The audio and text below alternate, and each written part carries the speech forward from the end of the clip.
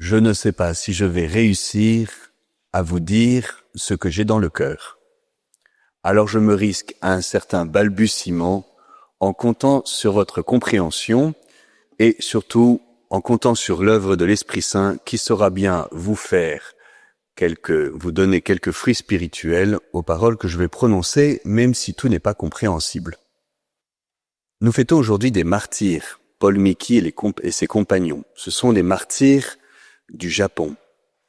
Ils ont été crucifiés et Dieu n'a rien fait et ils sont restés sur la croix, ils sont morts. Me revient en mémoire Maximilien Kolbe qui donne sa vie pour un père de famille que les nazis ont condamné à Auschwitz à mourir dans le bunker de la mort. Il est enfermé avec les autres prisonniers condamnés à mort avec lui et il met 14 jours à mourir. Et Dieu ne fait rien pour libérer Maximilien Kolbe du bunker de la mort. Me revient en mémoire cette famille de Rwandais, Cyprien et Daphrose Rugamba, avec leurs enfants. La guerre au Rwanda vient d'être déclarée. Cyprien sait qu'il est directement menacé, qu'il va faire partie des premiers à être massacrés avec sa famille. Ils appellent un membre de la communauté d'Emmanuel en disant « Priez pour nous, nous adorons le Saint-Sacrement ». Ils exposent le Saint-Sacrement chez eux. Ils adorent toute la nuit. Les assassins arrivent au petit matin et les massacrent. Et Dieu n'a rien fait. Et souvent, Dieu ne fait rien. Et souvent, Dieu laisse faire. Et ça peut être pour nous source d'incompréhension, de révolte, de colère. Est-ce que Dieu finalement n'est pas bon? Ou bien est-il impuissant? Ou bien est-il indifférent? Et puis, vient l'évangile que nous venons d'entendre, qui est l'évangile du cœur transpercé. Et ce qui change, ce n'est pas seulement le constat qui s'impose à nous tellement de fois, que Dieu laisse faire, mais c'est aussi la contemplation que Dieu se laisse faire. C'est pas seulement nous qui expérimentons que Dieu laisse faire, c'est que lui vient habiter cela. Et Jésus se laisse faire. Peut-être qu'il laisse faire, mais il assume. Et il n'est pas loin. Il n'est pas distant. Il assume ce que ça veut dire que de laisser faire. Et lui se laisse faire.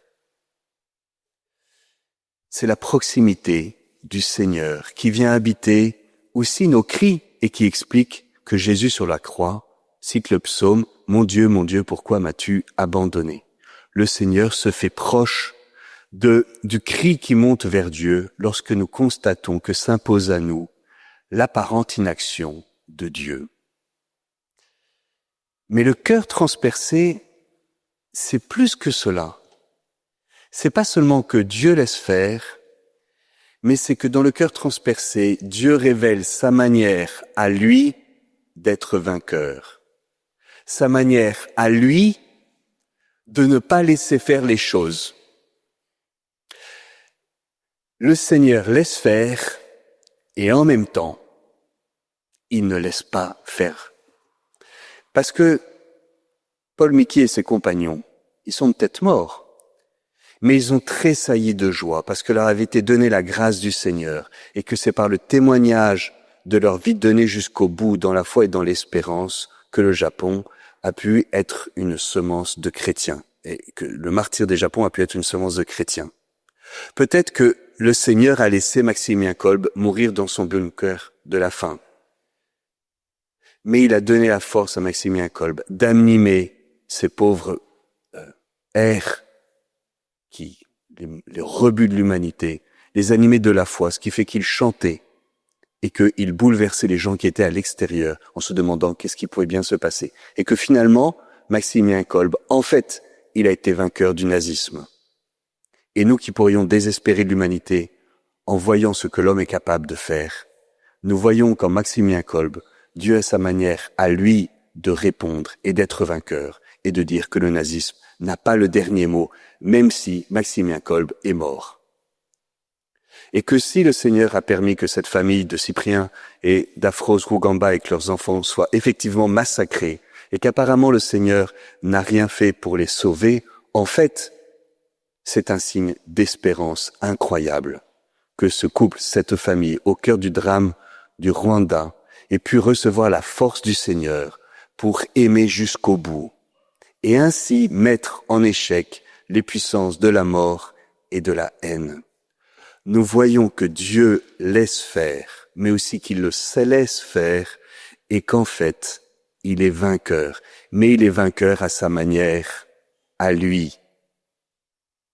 Et cela, nous le contemplons dans le cœur transpercé, d'où jaillissent des fleuves d'eau vive. Et cela, nous le contemplons, pas seulement dans l'Écriture, mais aussi dans l'Eucharistie. Parce que nous voyons dans l'Eucharistie que le Seigneur se laisse faire, il se laisse manipuler. Si un jour tu es devant le Saint-Sacrement et que tu veux blasphémer, un éclair ne te détruira pas, ni avant, ni après.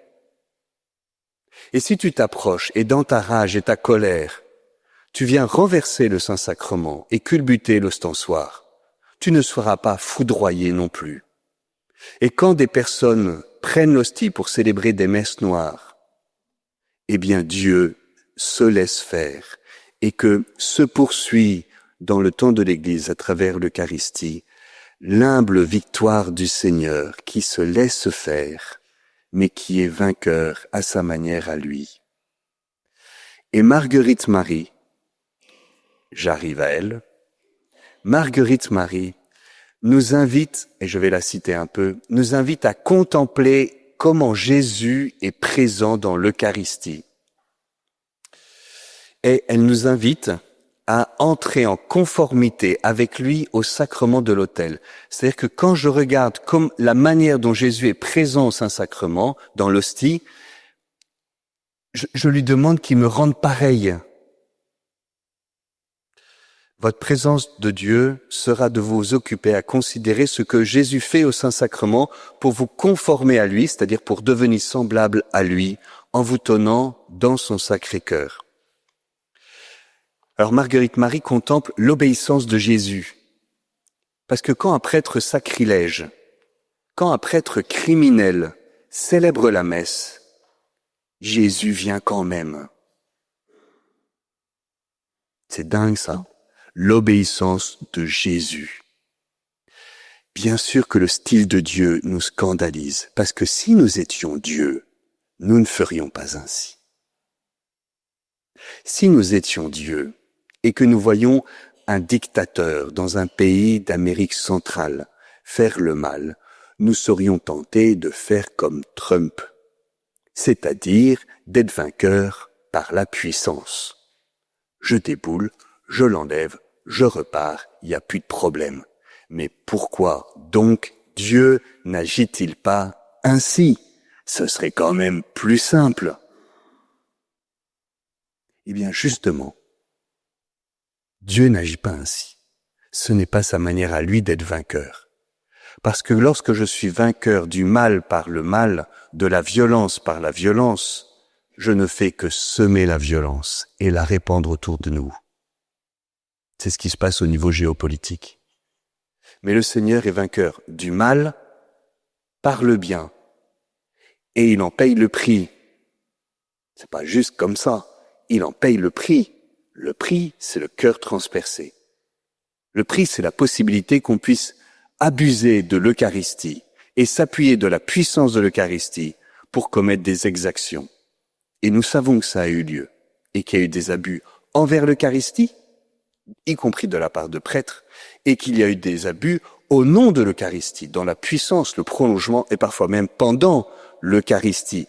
Et Dieu accepte que ce soit possible. Parce qu'il a sa manière à lui d'être vainqueur. Il est obéissant et il est humble.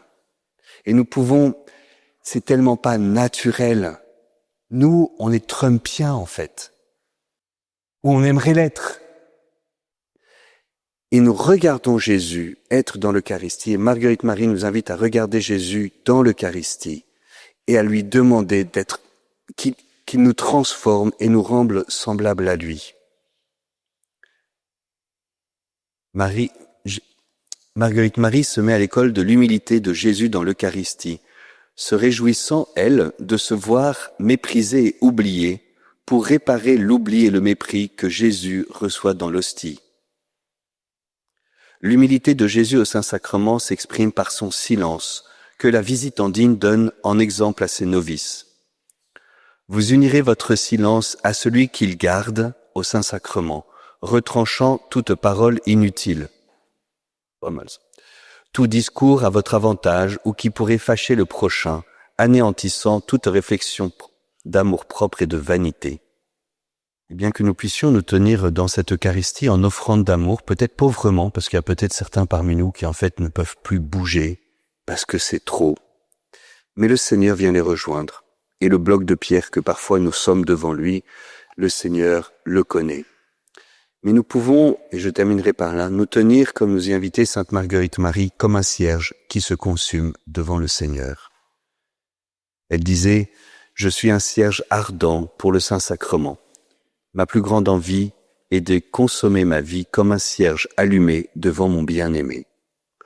Alors, Seigneur, je n'ai pas besoin de comprendre pour accueillir ce que tu donnes et ce que tu permets dans ma vie. Il me suffit de savoir que c'est toi qui me le donnes. Et si je suis radicalement démuni devant cela, je me consume devant toi parce que je sais que tu es fidèle, que tu es proche et que tu es vainqueur. Amen.